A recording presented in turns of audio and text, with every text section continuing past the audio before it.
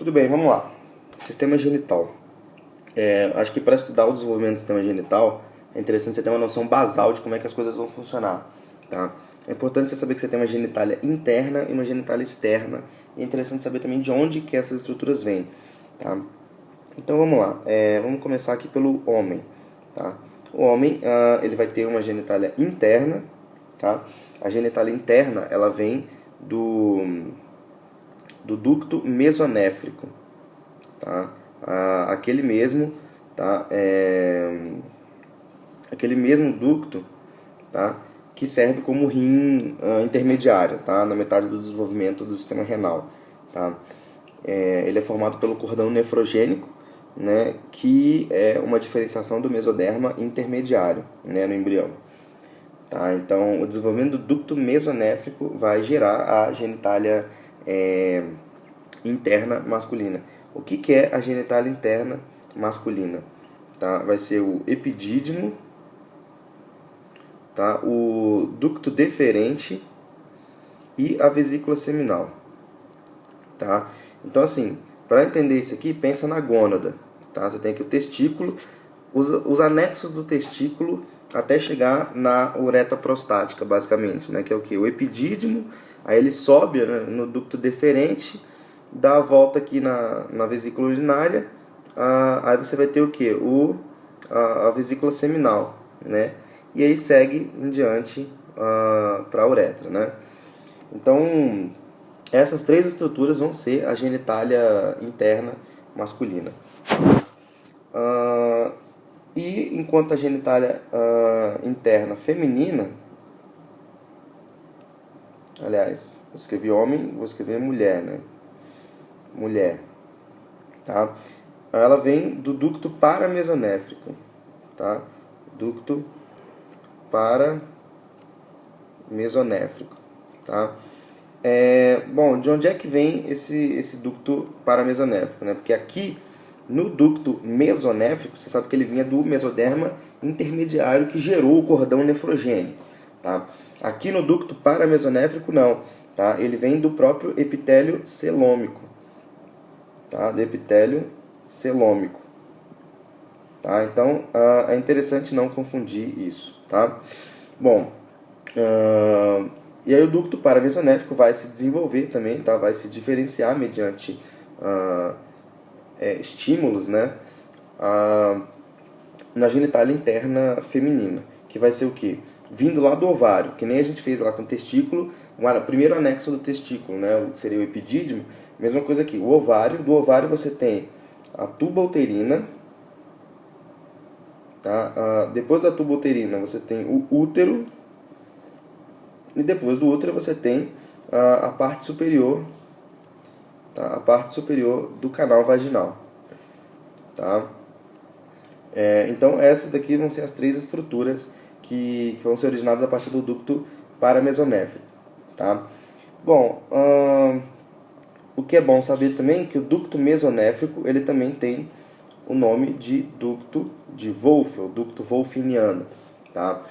É fácil decorar porque você lembra que o homem é lobo do homem, não tem algum palhaço que falou isso? Enfim, Wolff é lobo em inglês, enfim, cada um tem seu jeito idiota de decorar as coisas, né? Então o ducto que vai gerar a genitália interna do homem é o ducto de Wolff, tá? Já o ducto que vai gerar a genitália feminina vai ser o ducto de Miller, tá? Se você for ler aqui, é basicamente mulher que está escrito aqui, né? Então, o ducto de Miller é o que desenvolve a genitália interna da mulher, tá? Bom, a parte disso, tá? Você vai ter aqui também o desenvolvimento da genitália externa, tá? Em ambos, elas vêm das mesmas estruturas, tá? Que são proliferações mesenquimais, tá? Vamos lá. Estrutura número 1, tubérculo fálico. Tá? Tubérculo fálico. Estrutura número 2, as pregas genitais. Tá? As pregas genitais. E estrutura número 3, as saliências genitais. Tá? Saliências genitais. Ótimo. Tá? Então vamos lá. Primeiro, no homem, o que essas trecas vão gerar? tubérculo fálico é muito fácil você pensar que vai gerar o pênis, né? As pregas genitais, o que acontece? Elas vão se fechar, né? Mais tarde a gente vai ver como é que funciona isso, e vão gerar a rafe peniana. Tá? Se você não sabe o que é rafe peniana, você pega o primeiro livro de anatomia, tá? Que tem na sua frente, dá uma olhadinha. E as saliências genitais, elas vão se fundir uma com a outra e vão gerar o escroto. Tá? Em compensação, na mulher, tá? A gente vai ter o tubérculo fálico gerando o clitóris, né? O clitóris, tá? As pregas genitais, elas vão gerar os pequenos lábios da vagina, tá? E as saliências vão gerar os lábios maiores, ou os grandes lábios, tá? Então você vê que tem essa analogia aqui, tá? Entre essas estruturas, tá? Isso aqui, essas proliferações mesenquimais aqui que vão ser responsáveis pela geração da genitália externa, tá? Bom, agora a gente tem então as determinações sexuais possíveis, tá? Isso é interessante saber também porque isso orienta o estudo do desenvolvimento sexual, tá? Essa aqui é basicamente uma historinha de como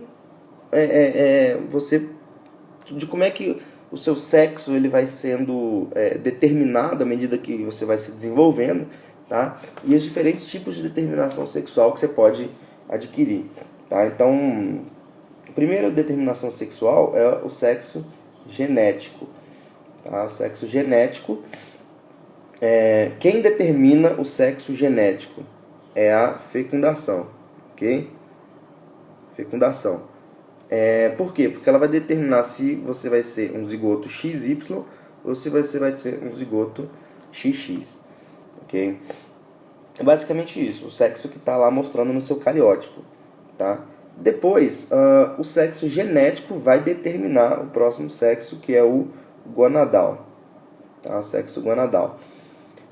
O que é importante saber na determinação do sexo gonadal? Que o Y, o cromossomo Y, ele vai ter aqui no braço menor do cromossomo Y, você vai ter a produção de certas proteínas que vão induzir a formação, tá, das células de Sertoli e das células de Leydig no testículo, tá? Isso aqui é o que vai determinar a existência de um testículo. Caso contrário, você vai ter o desenvolvimento sem esse estímulo, tá? Que é o desenvolvimento ovariano. Tá? Então, o sexo gonadal ele vai ser determinado pelo sexo genético. Se você tem o Y, você vai ter testículo. Se você não tem o Y, você não vai ter testículo, você vai ter ovário. Okay? Bom, terceira forma de determinação sexual vai ser o sexo somático. Tá? Determinação somática do sexo. Tá? O que vai ser... Quem vai determinar o sexo somático? É o gonadal. Tá? Porque ele vai ter testículo. Se ele tem testículo, isso aqui é muito importante. Se ele tem testículo, ele tem células de Leydig e células de Sertoli. Tá? Vamos lá, o que isso quer dizer? As células de Leydig, elas servem para produzir, basicamente, testosterona. Tá? Enquanto as células de Sertoli, elas vão produzir um negócio chamado AMH, ou hormônio antimileriano. Ok? Qual é o grande lance disso aqui? Que a testosterona, primeiro, células de Sertoli. O hormônio antimileriano, o que ele vai fazer? Se ele é antimileriano, ele vai inibir o desenvolvimento do ducto mileriano, né, dos derivados milerianos, que é o ducto paramesonéfrico. Então ele vai inibir, tá? Ele inibe a formação da genitália interna feminina, ok? Que vai se formar a partir do ducto paramesonéfrico. Se ele inibe esse desenvolvimento, ele inibe a genitália interna. E o que a testosterona vai fazer? Ela estimula, ela faz o contrário, exatamente o contrário do que o AMH faz, do que o hormônio antimileriano faz. A testosterona vai estimular a genitália interna masculina a se desenvolver. Tá? Qual é a genitália interna masculina? É o epidídimo, o ducto deferente e a vesícula seminal, né? São derivados de quem? Do ducto mesonéfrico ou wolfiniano, tá? Bom, é basicamente isso que é necessário, tá? Agora você tem aí o sexo, o quarto tipo de determinação sexual, tá? Que vai ser o sexo fenotípico. Tá? Lembra que um é influenciado pelo outro, tá? Se você for ver aqui, tá? O sexo genético ele vai ser determinado pela fecundação, tá? O sexo gonadal vai ser determinado pelo genético. Se ele tem Y, ele tem testículo. Se ele tem X, ele não tem testículo, logo tem ovário. O sexo somático é determinado pelo gonadal, tá? Então, se ele tem testículo, ele vai ter... se esse cara tem testículo, ele vai ter esses caras aqui, testosterona e AMH, e se ele tem testosterona e AMH, ele vai ter uma genitália interna masculina. Se ele não tem testosterona e AMH, ele vai ter genitália interna feminina, tá? Bom, aí você vai ter um derivado, na verdade, uma determinação que é derivada da somática, que é a determinação fenotípica, tá? Por que eu estou falando que é derivada? Vamos lá, vamos tentar entender isso aqui. Na determinação do sexo fenotípico, você vai ter aí uma enzima que é muito importante na determinação masculina, tá? É uma enzima chamada 5-alfa-redutase. O que essa enzima vai fazer? Ela vai ser responsável pela transformação de testosterona em dihidrotestosterona, tá? O DHT. Tá? Ela vai ser mediada, essa transformação ela vai ser mediada por essa enzima. Tá? E o que acontece? Se você está expressando 5-alfa-redutase, significa que você tem DHT. O que o DHT vai fazer? Tá? Ele vai estimula a genitália, o desenvolvimento da genitália externa masculina. Tá? Então é muito importante assim, a existência dessa 5-alfa-redutase e a expressão correta dessa enzima. Tá? Porque se você não tem DHT, você não tem genitália externa masculina. Tá? Agora, o que vai acontecer? Isso nos leva ao último tipo de determinação sexual, que é a determinação, que é o sexo adquirido, né? Determinação adquirida, tá? É uma determinação que vai se dar ao longo do desenvolvimento do ser humano, tá? Detalhe, uma coisa que eu não falei aqui do sexo fenotípico, né? Por que ele chama fenotípico? Porque ele vai, o desenvolvimento da genitália externa, tá? É o que vai determinar o fenótipo, né? A cara desse ser humano que vai sair da barriga de mamãe, tá? Então, se a parteira lá tirou o ser humaninho da barriga da mamãe, tá? E ele tem uma vagina, o que ele vai falar? Nossa, que menininha bonitinha, tá? Vamos supor que ele não expressou, essa menininha bonitinha tem um defeito na expressão da 5-alfa-redutase, tá? Então essa menininha bonitinha, na verdade, ela é um menininho bonitinho que tem uma genitália externa alterada ou no mínimo ambígua, né? Dependendo da expressão da 5-alfa-redutase aqui, tá?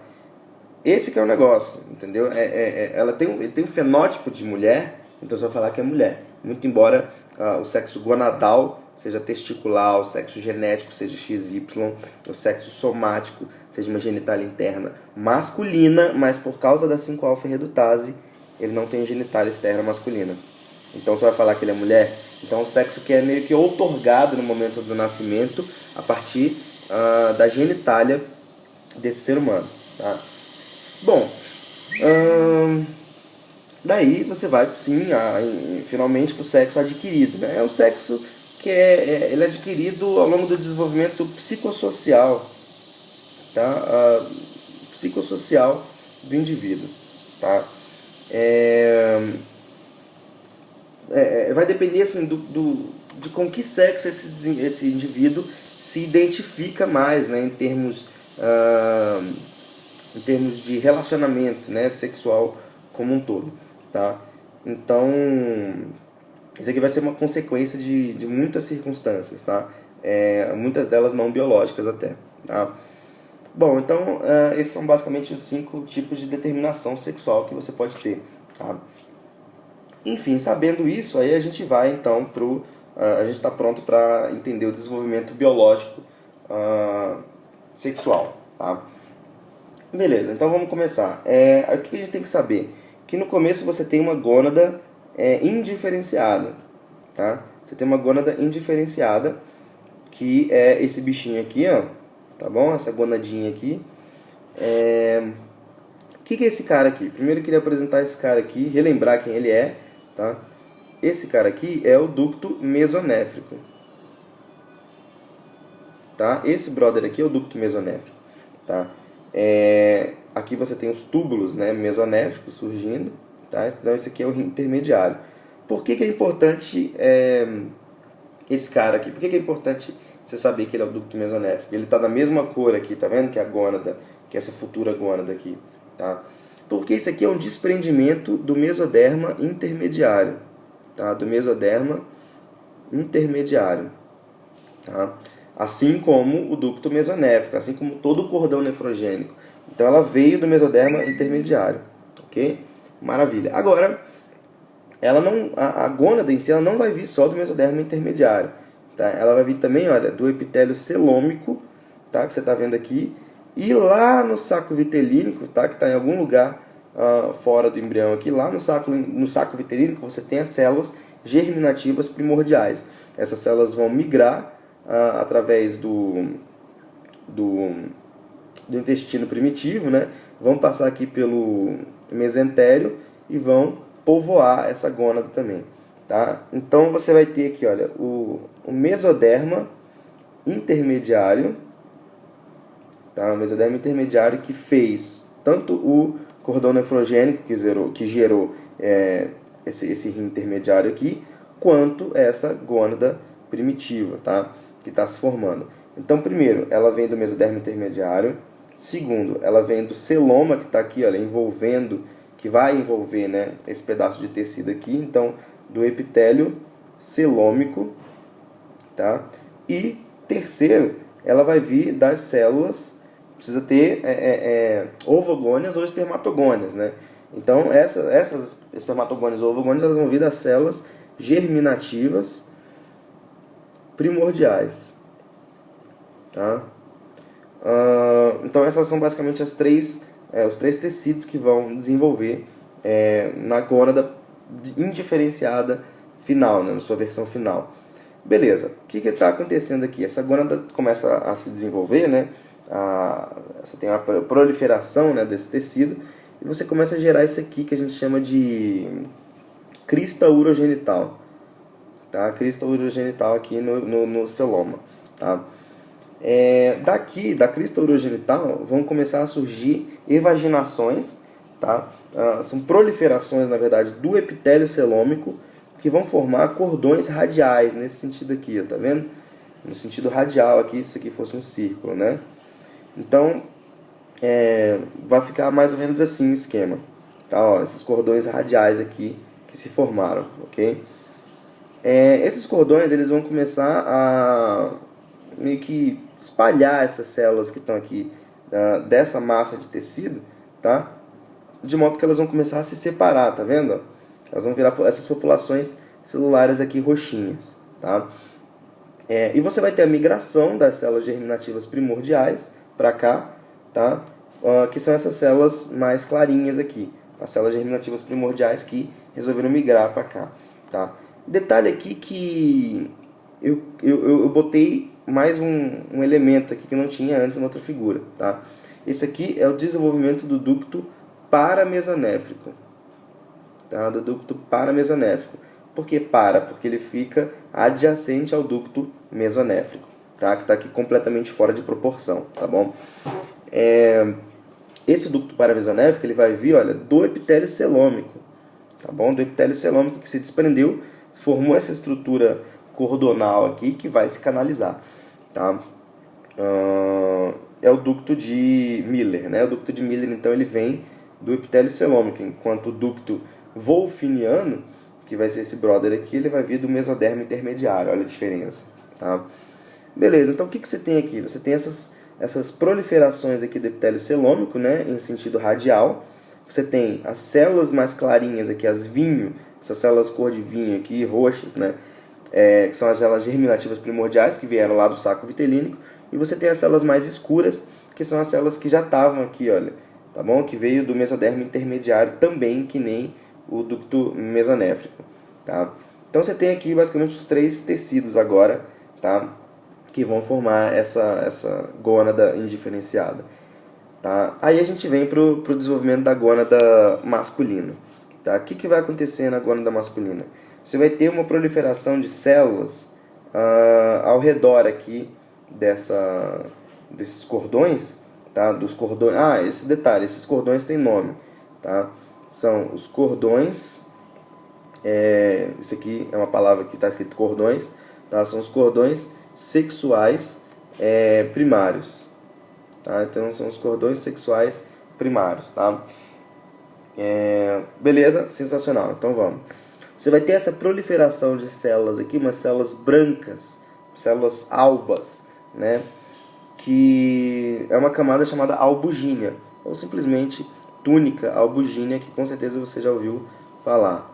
Tá? Então essa aqui é a famosa túnica albugínea. Tá? Ela vai se proliferar aqui, olha, essas células, separando os cordões sexuais do epitélio celômico. Eles não estão mais grudadinhos como estavam aqui. Tá? Tá vendo que as células roxinhas que migraram, tá, pelo mesentério para cá, olha, as duas são roxas, né? As células mais claras que migraram, as células germinativas primordiais, elas estão se encaixando, olha só, dentro dos cordões, tá vendo? Olha que maravilha, tá? E essas células mais escuras, elas estão no interstício, elas são células intersticiais, tá? Esses cordões, então, vão se separar do epitélio celômico, tá? E vão começar a se anastomosar aqui nessa parte superior, tá? Essa anastomose, ela tem nome, chama retitestes, tá? É uma rede dos canais dos cordões testiculares, né? Que são os cordões sexuais primários do testículo, tá? Retitestes. Beleza?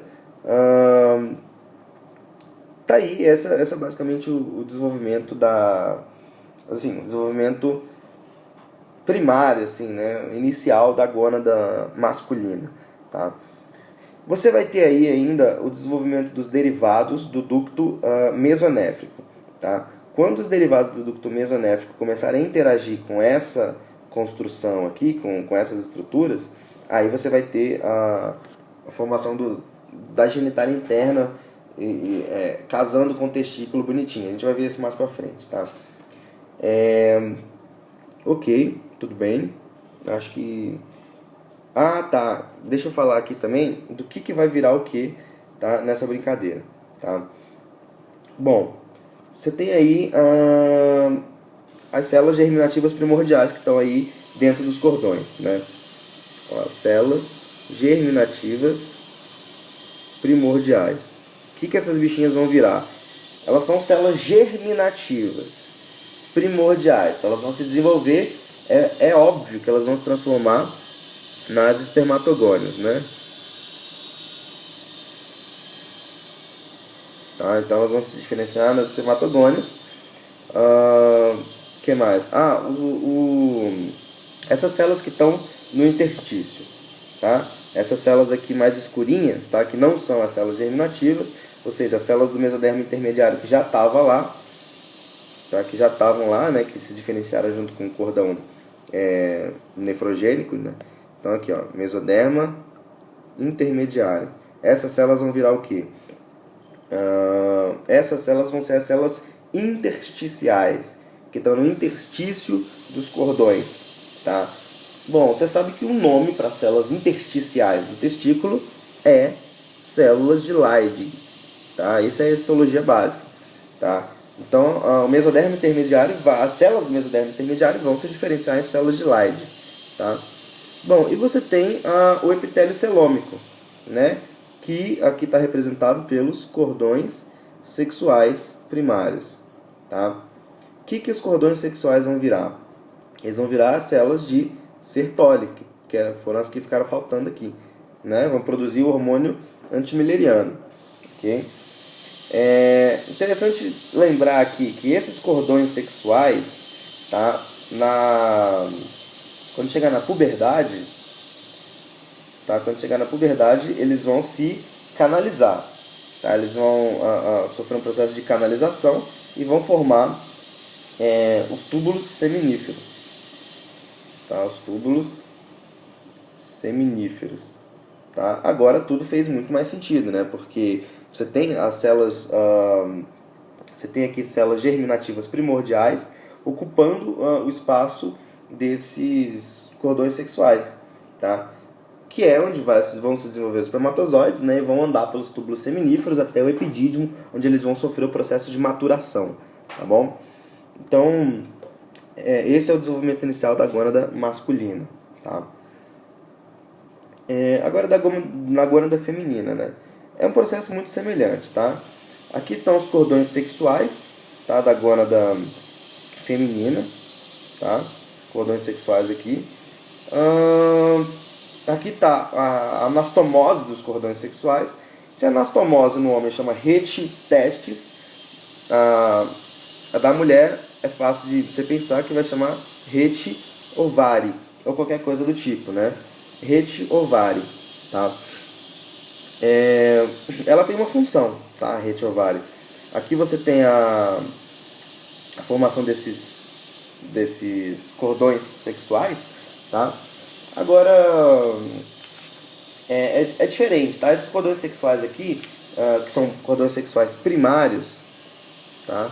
Eles vão se desenvolver, tá? De uma maneira diferente, vão formar, na verdade eles vão se desenvolver não, eles vão degenerar, eles vão desaparecer, tá bom? E vão deixar, olha só, as células germinativas, olha, as células germinativas primordiais, elas vão ficar desamparadas, elas vão perder esse casulinho.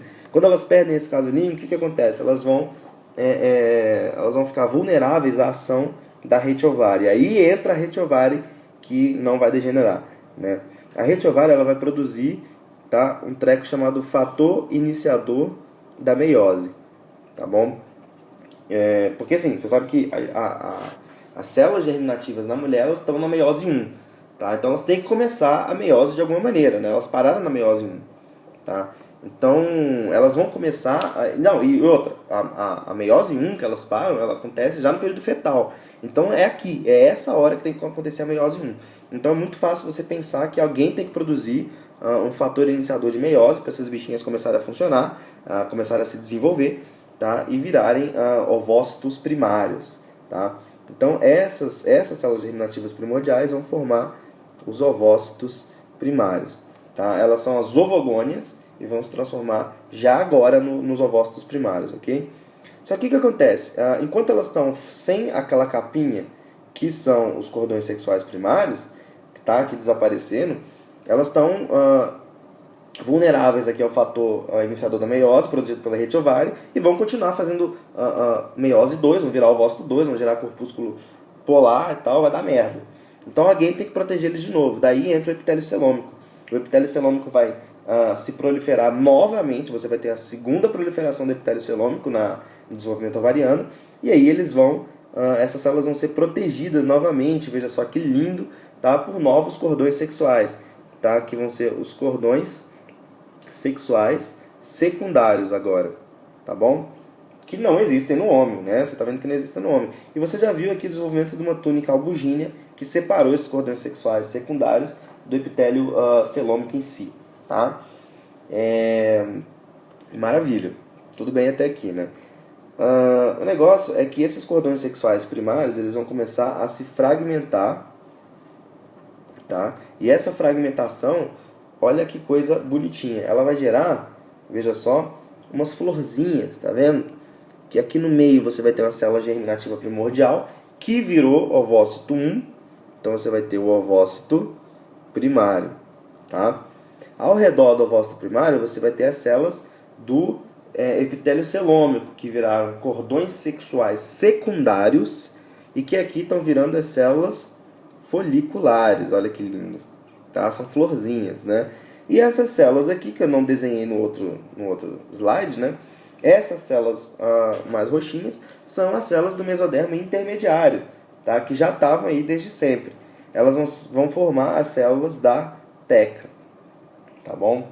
Ótimo, né? Muito tranquilo mesmo, tá? Bom, então eu vou parar por aqui e aí depois a gente vai falar sobre o desenvolvimento dos derivados millerianos e dos derivados wolfinianos, que vão interagir com essas estruturas, tá? Formando o sexo somático, tá?